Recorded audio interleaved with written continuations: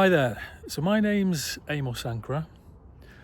I'm putting this video together, it's going to be a series of videos which documents our experience in Normandy. So Normandy is a little hamlet comprised of distinct areas between Guildford, Ash and Aldershot. So it's kind of a small kind of rural village quite near to Guildford, which is quite a big conurbation. So one of the reasons that we're putting this video together is because the UK faces an existential threat in terms of development. So the government has a mandate to build 1.5 million houses, and what's not really mentioned in the press is that there are many development companies that are ferociously trying to grab land and develop housing estates, pull together developments, and quite often this is on greenbelt areas, and recently greenbelt has been designated as grey belt. Grey belt being, I suppose the real definition of grey belt is where small areas of development have already taken place and it's feasible to maybe say a petrol station or kind of a small development which isn't being used anymore. So it kind of makes sense to take that out of the green belt and do some limited development. But what the designation of grey belt has started is people who are selling tranches of land with quite large acreage. So the land is being either bought or options are put in place to buy these pieces of land. And then there are proposals to develop hundreds, if not thousands, of houses. And this is happening all over the UK, and it's not very well publicised. So this is happening in Normandy at the moment. So there are a couple of developments going on. So one is for Taylor Wimpey for approximately 950 houses. There's another one on the outskirts of Normandy, which is for Gleeson's houses, and that's looking to be a development of 200 houses. So what I'm looking to put together is a video diary which documents the progress of what happens in the community. So I've wanted to do this for a while now, and it's going to be interesting. It's going to be really interesting because it's going to give us the opportunity in the future to look back and potentially look at what Normandy was. Look at these fields in the background. Look at the beautiful nature around me. So yeah, this is going to be a video diary of what happens further down the line. I'm going to look at various aspects of development as well. I'm going to look at areas that have been developed. I'm going to reach out to areas that are going through a similar scenario to us here in Normandy. And I'm going to reach out to different organisations that are looking to fight development. I'm looking at organisations that are embracing development to see what they can do for the good of the community. Because ultimately what I want to get out of this is the best result for Normandy. So if development does have to occur, if it is approved, that we don't end up with the monstrosity. We don't end up with something that the residents of Normandy and the new residents within the development are going to have to end up clearing up afterwards. So that's kind of my plan. What I'm going to look to do is release content on a monthly basis. So come back. I'm going to aim after the first weekend of every month to have new content available. I'm going to kind of structure it in terms of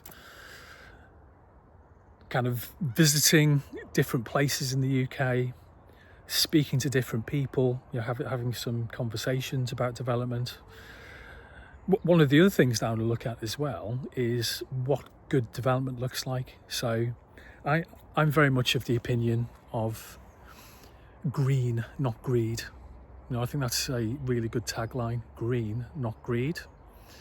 So I want to look at potential circumstances where maybe we can work with architects, look at some of these plans that are being put together, and maybe look at alternative plans that would have the community at heart rather than developer profits.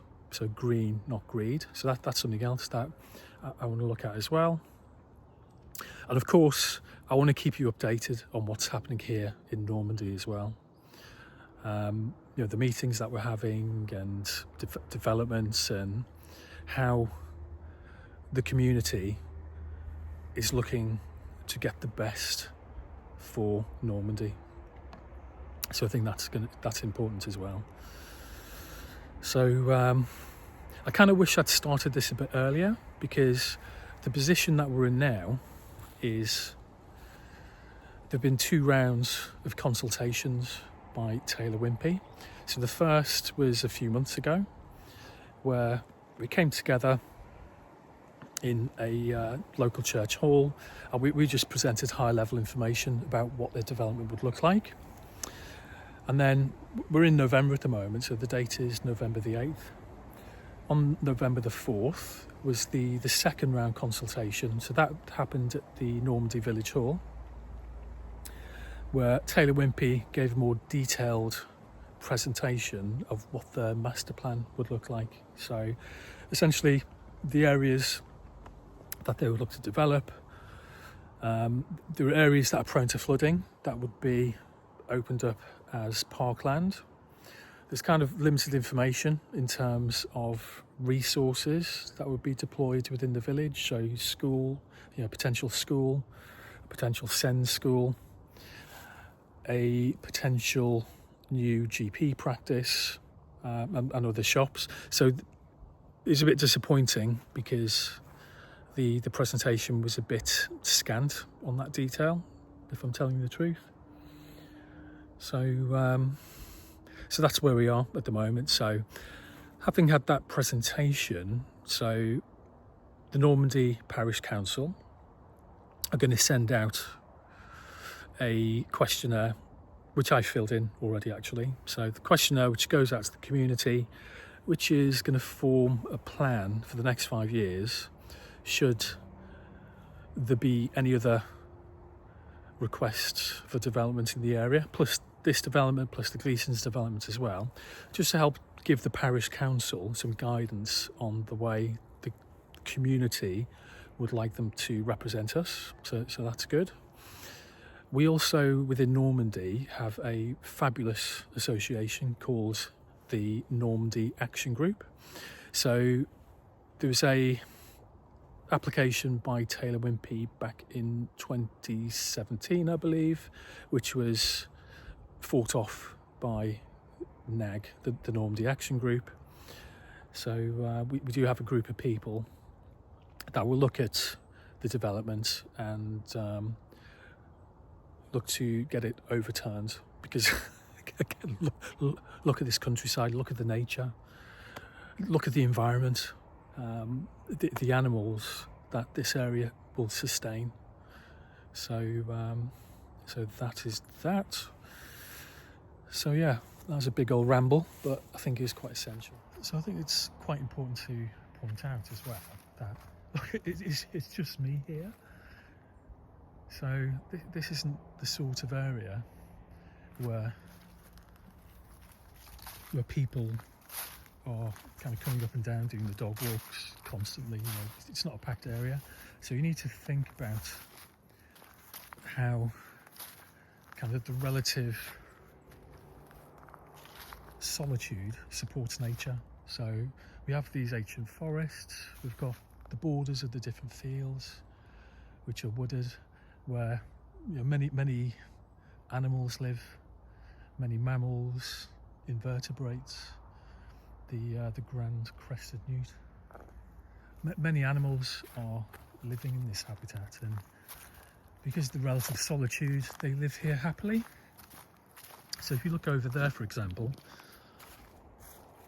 you know, that piece of ancient woodland would end up bordering a potential housing development. So an area that has relative solitude at the moment would then be more accessible, and of course that's going to affect the nature that lives within that ancient forest, which would be terrible, absolutely terrible. Whoa, look at the size of this tree as well.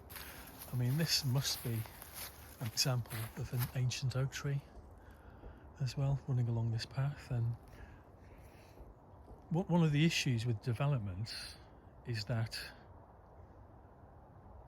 you know, trees like this end up being felled because the developer wants to build in the area or have roads in the area or need to get rid of trees for utilities. And it's kind of a case of we'll destroy now and then we'll accept the consequences later.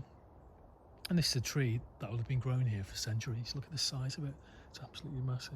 Let me zoom out and you can see, look at that. Beautiful. And look at the view. Look at the landscape. Okay, so I'm probably about 3/4 of the way along the path. And then you can see this is another example of one of the farmers' fields. So I believe this area, I don't know whether it would be developed on or not. I don't think it would. I might be wrong. But if you look at the end of some of these fields, you've got quite deep ditches as well, which are kind of land drains, which then, if I sweep around here, you can see the other side. There we go.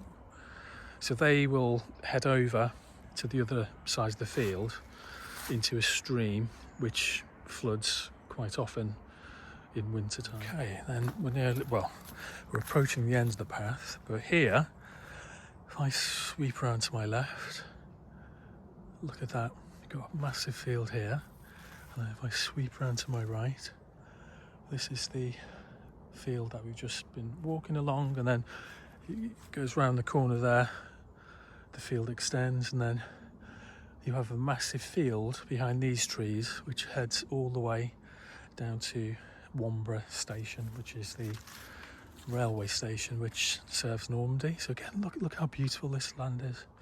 I believe this area here, because it's prone to flooding, this would be turned into a bit of a wetland type area, so with a pathway which heads towards Glaziers Lane. So this area wouldn't be developed because it's prone to flooding, whereas I believe this area would, certainly behind the trees, would be developed. Some of the area over there would be the country park.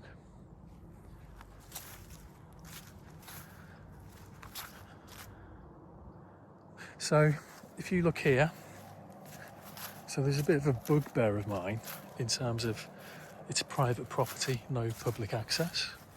So according to my research, this land was acquired by a farmer.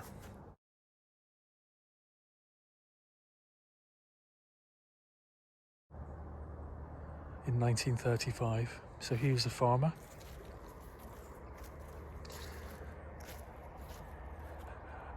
And that farmer had kids, and those kids have had kids. And I understand, and again, this is just me, research, we don't know what the facts are. Yeah, we don't know what the facts are.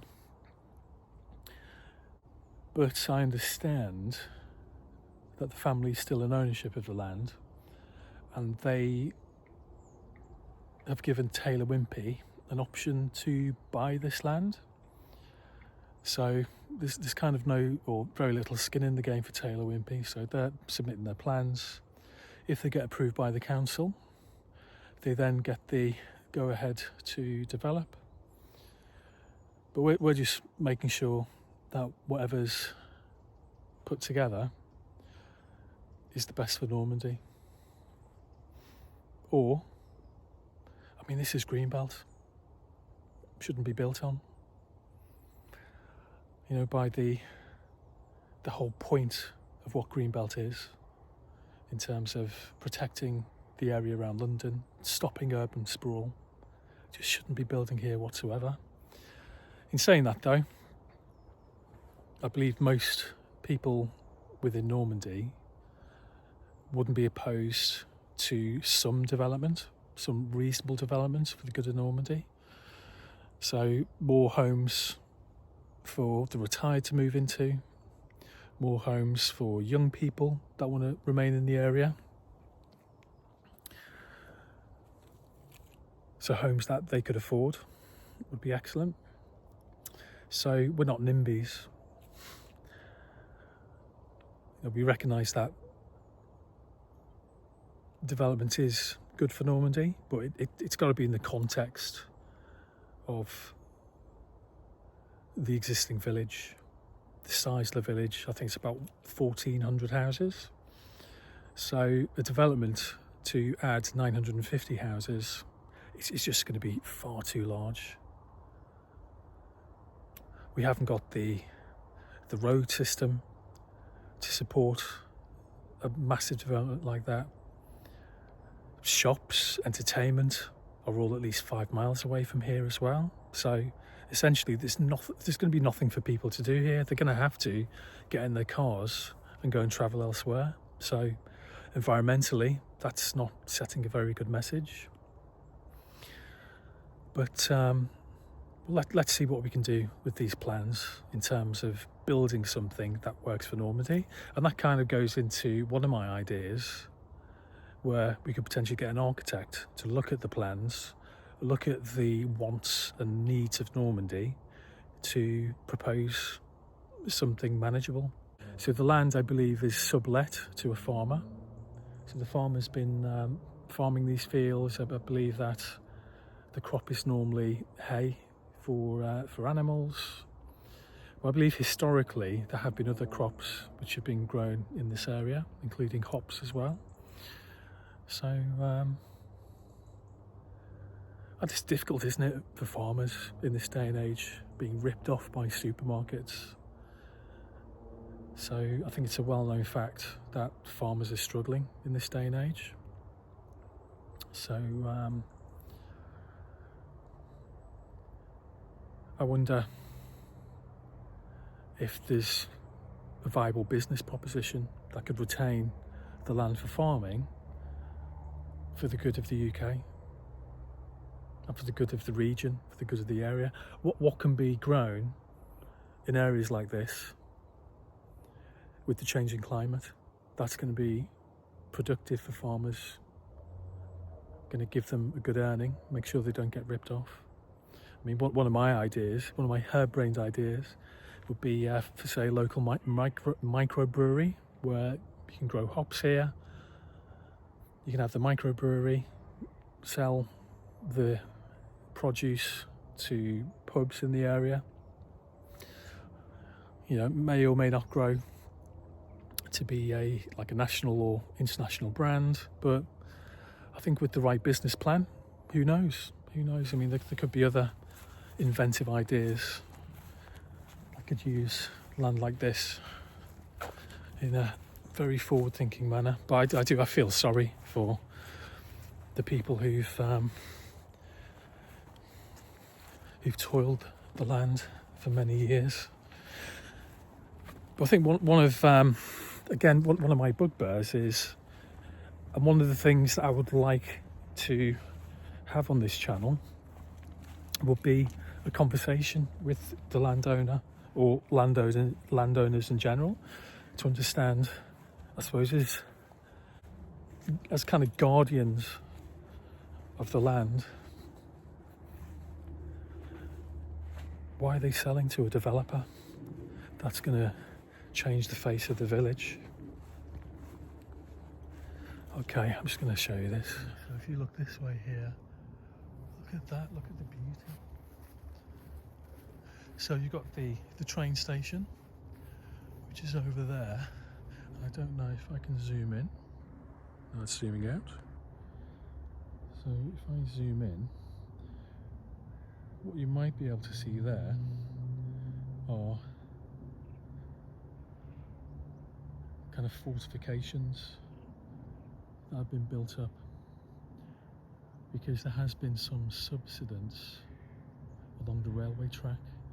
So probably about a year ago, it's kind of they used to have a lot of banging all the time, and this is where they were kind of piling down foundations in order to fortify the train line, so there were no slippages. I think maybe there was a slippage, and that caused the need for it to be all firmed up. So the interesting thing as well is that there's been a geological study within this area. So you have the South Downs, which is kind of behind me this way. So past the railway station, you get to the Hogsback. Is it the South Downs? So you get to the Hogsback, which is a chalk escarpment. So very chalky land there. You've got Greyfriars, which is a English winery. So they make an English sparkling wine, and the reason that the grapes do well there is because of the chalky soil. So as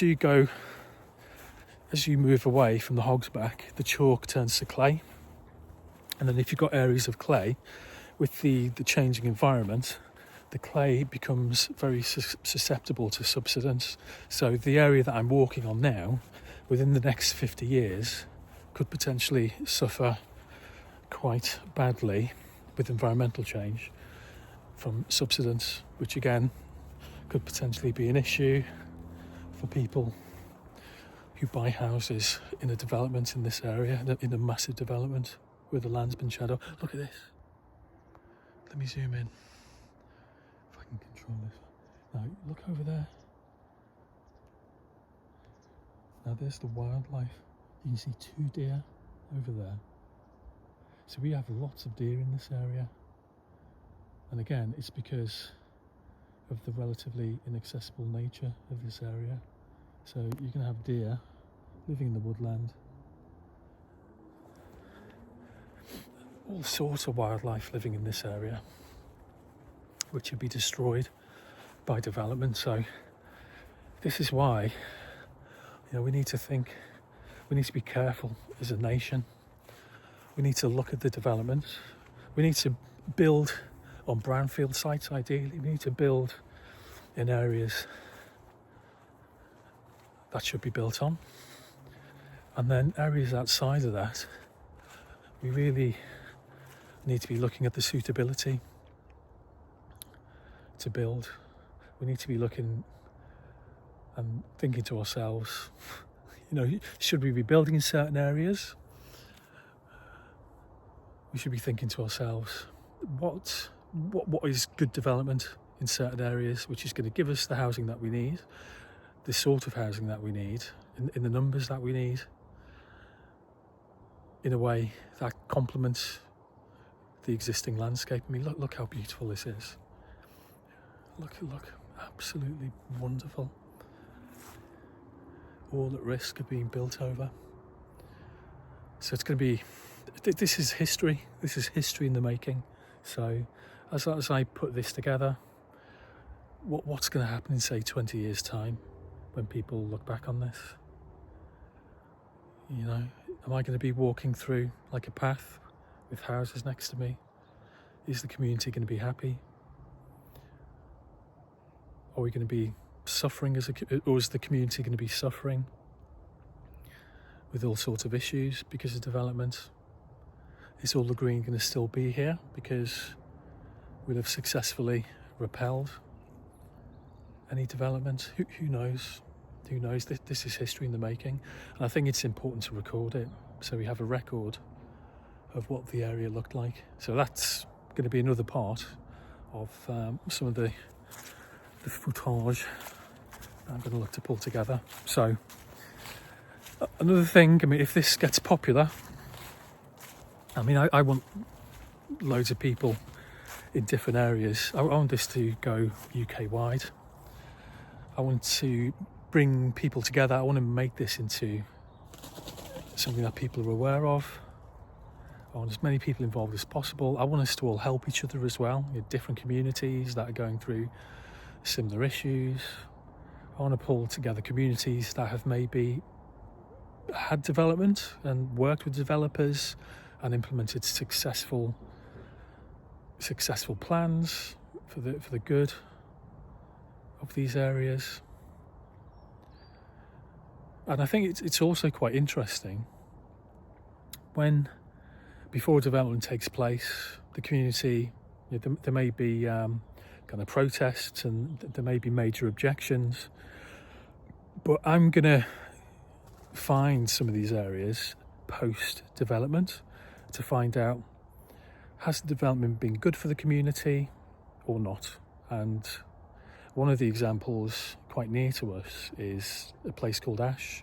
So that's just outside of Normandy, where I know development has taken place. So I think possibly for my next instalment, I'm going to take a little look around Ash. I'm going to speak to a few people just to gauge how development has gone in that area.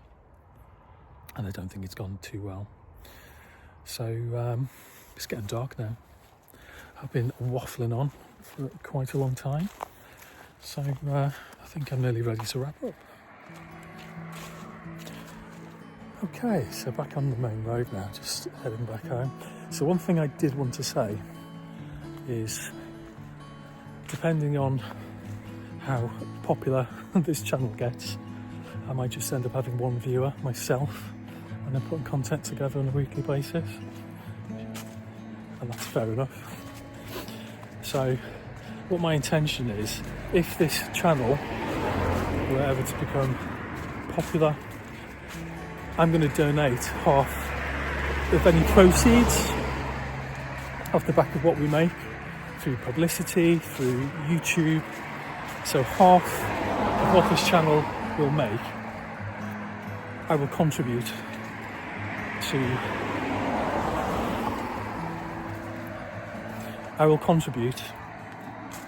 to areas that are looking to fight development. And that might be in terms of getting lawyers to look at the legality of development. It might be kind of getting professionals in to look at building better plans, to work out what's best for villagers. But it is my intention to create a fund that can be used by communities, and also to highlight what's going on in different areas of the UK at the moment, because I think, unfortunately, at the moment, our attention is being diverted elsewhere. But that's just me.